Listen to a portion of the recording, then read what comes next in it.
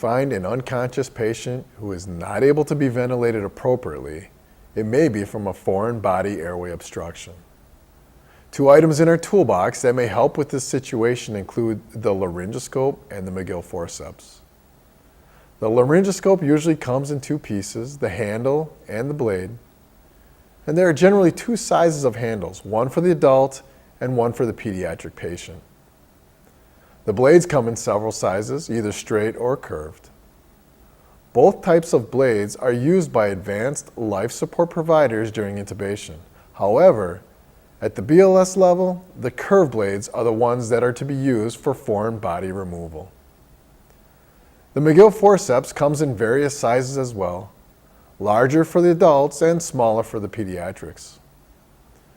Some important points to consider when using these tools include the use of proper body substance isolation, or BSI, using the skill on only unresponsive patients, and never use the laryngoscope as a lever or fulcrum against the teeth or mouth. Improper use of these tools can lead to significant injury and can damage the patient's airway structure.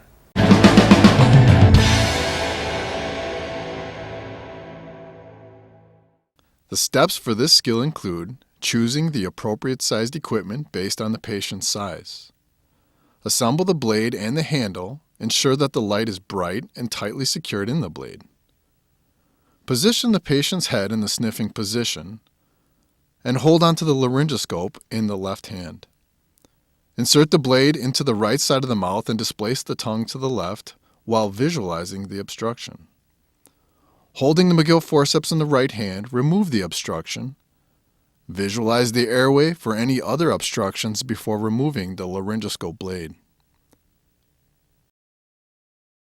Finally, check for adequate air exchange and ventilate the patient as necessary.